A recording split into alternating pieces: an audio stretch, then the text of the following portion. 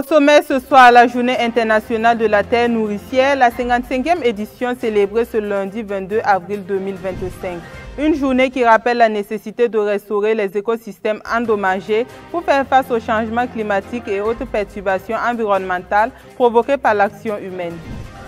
Bonsoir chers téléspectateurs, nouvelle semaine, nouveaux enjeux environnementaux. Ravi de vous retrouver pour cette nouvelle session d'information. Je vous le disais en titre, la 55e édition de la Journée internationale de la terre nourricière est célébrée ce lundi 22 avril 2025.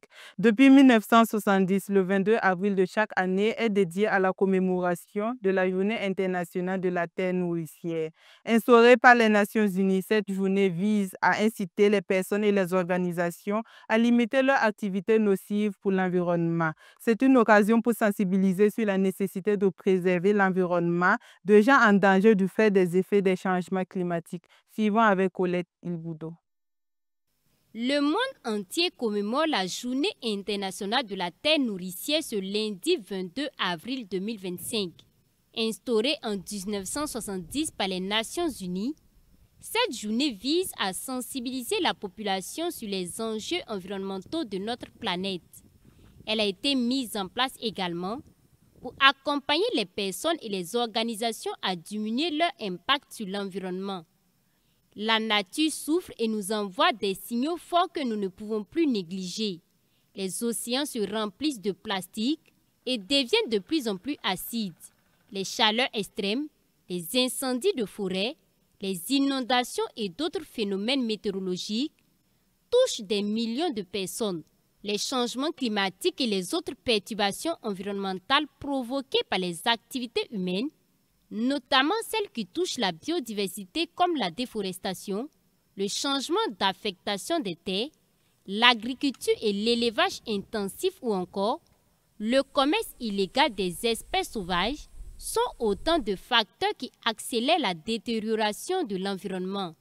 C'est pourquoi, en ce jour un peu partout dans le monde à l'occasion de cette journée, des actions de sensibilisation et autres manifestations sont menées pour interpeller les consciences sur la nécessité de restaurer et préserver notre écosystème qui souffre.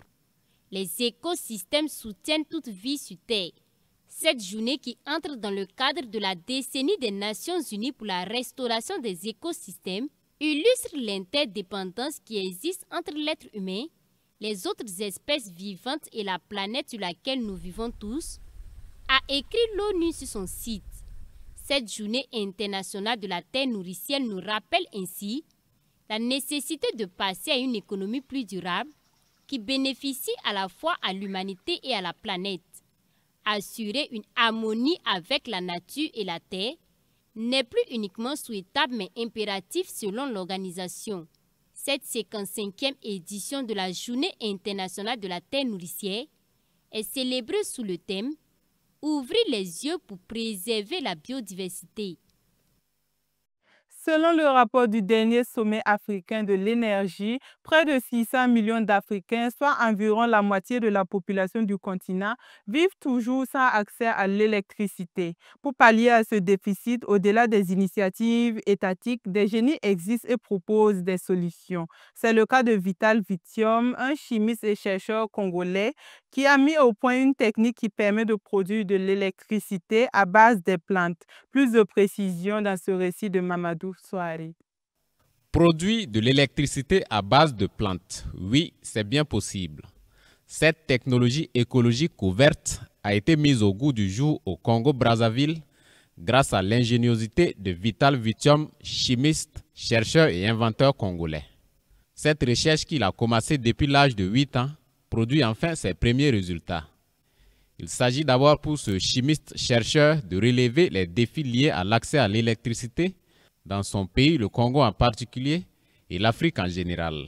Il s'agit également et surtout de permettre la production d'énergie propre, de plus en plus promue dans de nombreux pays pour atténuer les effets des changements climatiques. Du citron mis en contact avec les racines de la plante envoie automatiquement la photosynthèse de la plante qui génère l'électricité. Et il faut avoir un transformateur pour avoir un courant alternatif. 1 ou 2 arbres suffiraient à électrifier une maison 24 heures sur 24 explique Vital Vitium, dont les services sont déjà sollicités dans d'autres pays africains.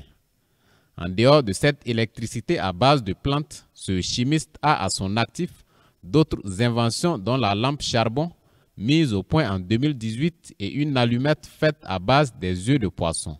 Des inventions qui jusque-là peinent à se frayer du chemin pour faute de soutien. Son souhait le plus cher alors est que les autorités congolaises l'accompagnent dans la vulgarisation de toutes ces inventions. Dans un tout autre registre à présent, vous le savez, le pape François est décédé hier lundi à l'âge de 88 ans des suites d'un AVC. Il a mené plusieurs combats, notamment en faveur de la paix et des plus démunis. Le souverain pontife laisse aussi un grand vide dans le monde de la défense de l'environnement.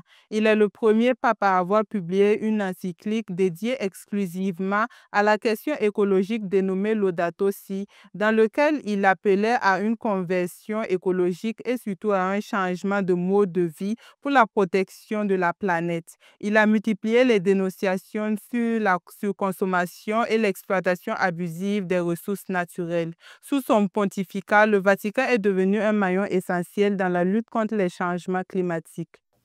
Et c'est la fin de cette session d'information. Et surtout, ne l'oubliez pas, chaque petit geste compte dans notre lutte pour un environnement plus sain.